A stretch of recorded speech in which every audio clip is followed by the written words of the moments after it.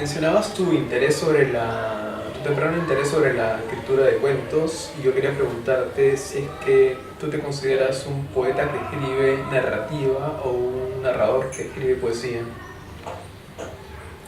Me siento un poeta y un narrador al mismo tiempo. Un escritor tal vez todoterreno. No sé si todo terreno. Definitivamente en una época de mi vida me dediqué exclusivamente a la poesía, como decía, pero igual uno siempre puede encontrar, ¿no?, algunos elementos narrativos, ¿no?, en algunos de los textos. Y sin embargo, después de un tiempo, dejé de escribir poesía y me fui más por la narrativa, ¿no? Fue una elección personal, y es lo que más he hecho últimamente, ¿no? En una época escribía, bueno, el último libro de poesía que publiqué, que fue 35 milímetros, en verdad lo escribí, digamos, en los descansos entre algunos textos de narrativa que estaba escribiendo en ese momento. Entonces fue el libro de poesía que más tiempo me tomó a escribir por eso, ¿no? Porque no estaba dedicado al 100% a escribir el libro, sino además también era un libro que dependía de las películas que veía, ¿no? Entonces también estaba supeditado a eso. Pero definiendo en ese momento me dediqué a escribir narrativa, ¿no? Y eso es lo que he estado haciendo últimamente. Cuando leí Bodas de Plata me recordó bastante, salvando las distancias, a Los Inocentes de Reynoso. Y quería preguntarte si es que el libro de alguna manera nació como un cuento que va encadenando otro cuento, porque sentía que se podía leer como una novela en cuentos, o la concebiste desde un principio como si fuera un relato mayor. Sí, o sea, siempre mi idea fue que fuera una novela, o sea, así la tomé desde el inicio, ¿no? Pero sí, efectivamente se puede leer separadamente también en algunos casos, ¿no? Pero claro, era lo que permitía este formato, ¿no?, de las actas de esta reunión, ¿no?, que conversa con el episodio. Claro, porque tiene muchos géneros, tiene un género epistolar, digamos, porque hay una especie de introducción a cada parte donde se mencionan justamente las actas de la promoción, que son el correo, ¿no? Exacto, estas actas que llegan, ¿no?, supuestamente a través del correo electrónico, que además son unas actas con un lenguaje pues totalmente burocrático, que no conversa para nada con el tema del que se trata, ¿no? Entonces hay un choque ahí interesante, ¿no? Claro, y hay un contraste también interesante porque justamente uno lee eso que es tan frío y entra en la historia de cada personaje, que es una historia cargada de mucha violencia, ¿no?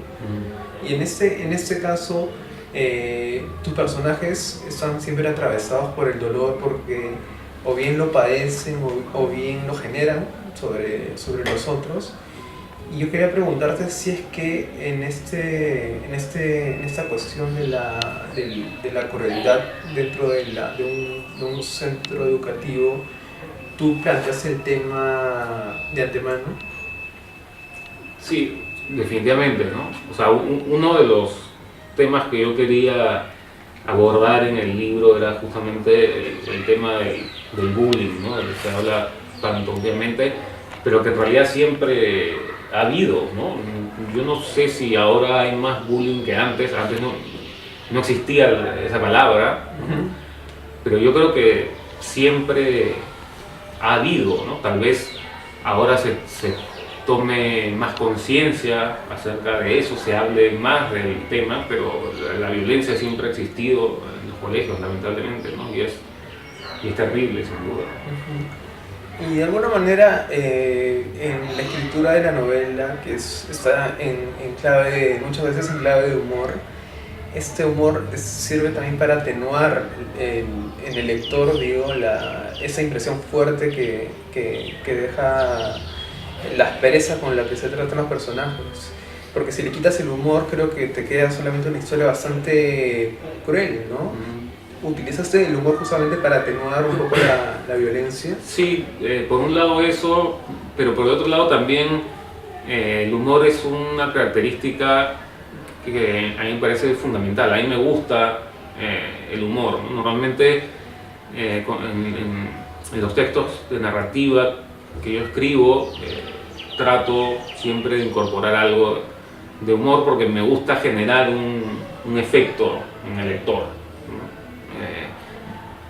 O que el lector, si el lector se ríe o si el lector se siente afectado por lo que lee, creo que he cumplido mi objetivo, ¿no? Pero sí, o sea, el humor es algo que definitivamente me interesa y en muchos textos míos, ¿no? Por ejemplo, en Guía para Padres, por lo menos yo considero que es un libro que tiene muchos momentos de humor. Y en Bodas de Plata, más que todo, creo que hay un humor bastante negro, ¿no? Porque los personajes en realidad sufren demasiado para la visión del narrador, que es un poco más, no sé si se compadece de ellos, pero también se ríe de ellos, ¿no? Quizá en algún momento de la escritura de este libro tú exorcizaste algo, no sé, por citar a Vargas Llosa, arrojaste fuera de ti algunos demonios. No exactamente. O sea, el texto, bueno, evidentemente es una ficción. Hay algunos elementos que han salido, ¿no? Evidentemente también de la realidad. Algunas cosas que me contaron, ¿no es cierto? Pero nada que tenga que ver directamente con una experiencia mía, ¿no? Tal vez sí algo que yo vi en el colegio, algo de eso hay, cosas que me contaron de otros colegios también, y obviamente la mayor parte inventado. ¿Crees que alguien que lea el libro actualmente entienda que esta violencia todavía pervive aún en los sistemas educativos? Yo creo que sí, ¿no? Yo creo que, como mencionaba, ahora se habla más está más visibilizado el problema. Exactamente, pero el problema es, yo creo que el mismo, ¿no? Claro. Porque en tu novela, digamos que está presente en la narración, pero está aceptado, ¿no? Está, digamos que las autoridades o las autoridades de un colegio están viéndolo o saben que existe, pero no hay nadie que lo detengan o lo aceptan libremente como una parte esencial de la formación de los alumnos, ¿cierto? Sí. Pero en tu caso, a la hora de reflejarlo en tu escritura, planteabas que sea así, planteabas una especie de pequeña denuncia al respecto. De hecho que sí, ¿no? Además, claro, es lo que supuestamente ocurría en este colegio ficticio 25 años antes, ¿no? Que sí, ¿no? Como decías, siempre ha habido bullying, pero en ese momento tal vez estaba más aceptado, era más normal que lo hubiera, ¿no? Entonces sí, el libro por supuesto es una denuncia y es una crítica, o sea, no es una celebración del bullying, por supuesto. Me contabas que ahora lees más en formato electrónico, ¿cierto? Y quisiera preguntarte ¿qué autores perviven más o permanecen más en ti que has leído, que consideras influyentes en tu obra? Sobre todo, no sé, de narrativa o de poesía. Bueno, siempre voy cambiando, en verdad, ¿no? ¿Cuál es mi autor favorito de un momento a otro? Depende de mi estado de ánimo también, pero Vargas Llosa siempre va a estar ahí, ¿no? O sea, para mí es indiscutiblemente uno de los más grandes narradores del siglo XX, ¿no? Sin ninguna duda. ¿Algún otro autor peruano quizá que se pueda mencionar como que tú consideres pertinente para la construcción de tu universo narrativo?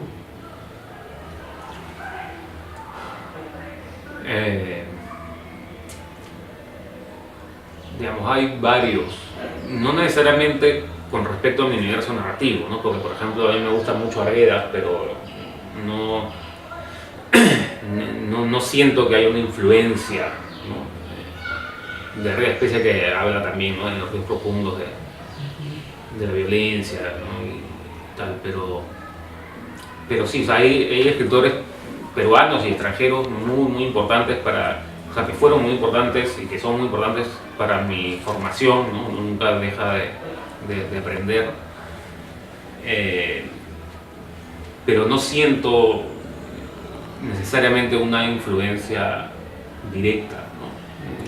Pero la sentías, digamos, cuando estuviste en el extranjero estudiando, estuviste, digamos que sometido a lecturas un poco más, no propias del Perú, sino provenientes de otros países, tal vez. Otras literaturas alimentaron tu propia literatura. Por supuesto. Sí, o sea, hay escritores, no sé, como Juan Gabriel Vázquez, por ejemplo, ¿no? Que es espectacular. O el mismo Renato Cisneros, que me parece uno de los escritores más interesantes, de los nuevos narradores del momento, ¿no? O sea, me parece que Renato Cisneros está por encima de todos, en realidad. Tu nombre a mí se me hizo más reconocible por el premio que ganaste del Banco Central de Reserva por la novela Entre el cielo y el suelo, ¿cierto? Que fue publicada en 2008, si mal no recuerdo. Sí. Digamos que en ese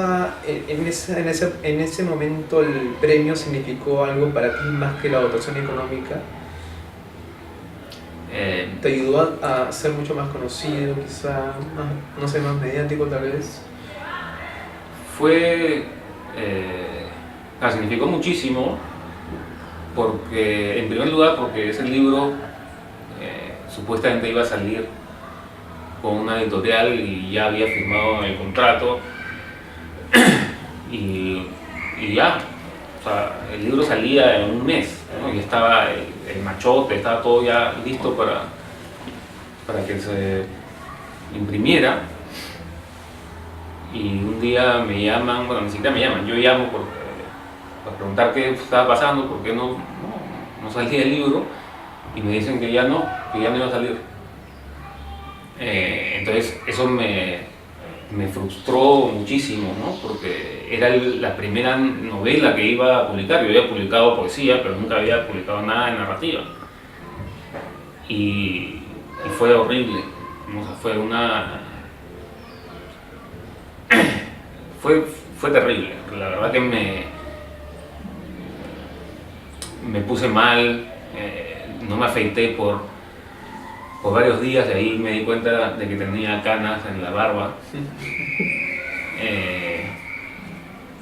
Y bueno, al final decidí presentarme, o sea, vi de casualidad, me creo que estaba leyendo en La República, yo en esa época vivía en Washington, pero siempre entraba, ¿no?, a leer prensa peruana, y en La República me entero de que existía este premio, y dije, bueno, no pierdo nada, ¿no?, presentándome a este concurso, y bueno, si no gano, bueno, queda inédito y ya está, pues, ¿no?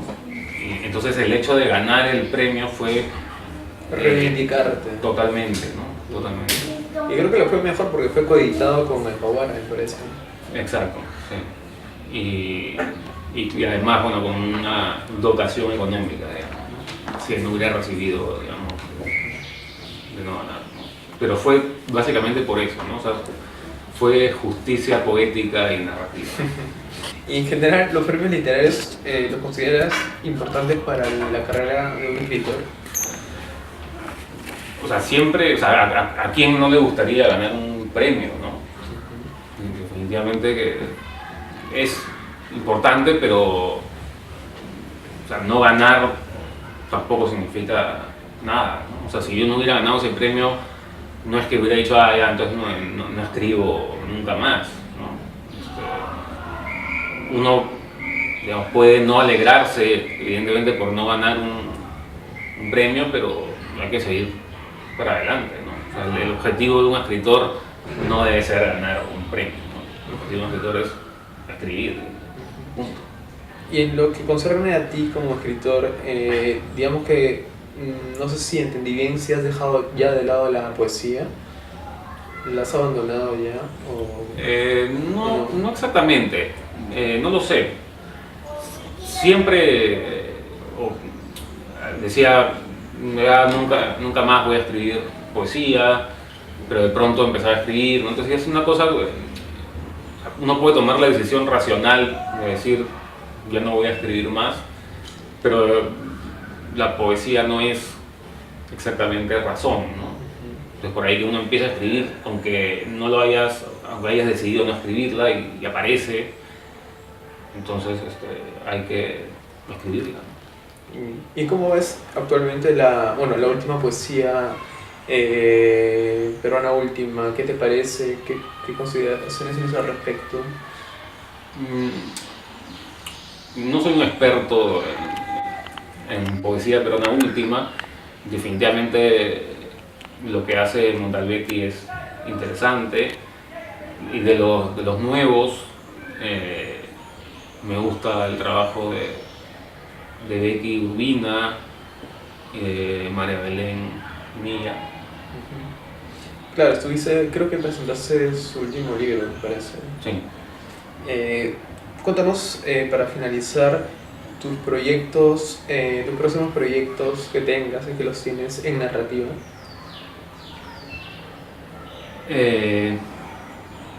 Bueno, tengo una novela policial que en algún momento me gustaría publicar, y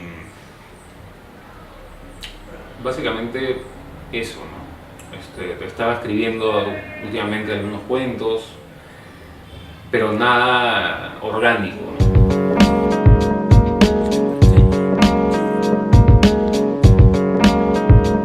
Hoy desperté y de nuevo yo miré la caja de mis sueños una y otra vez como el álbum de fotografías. Yo quiero ser mejor persona.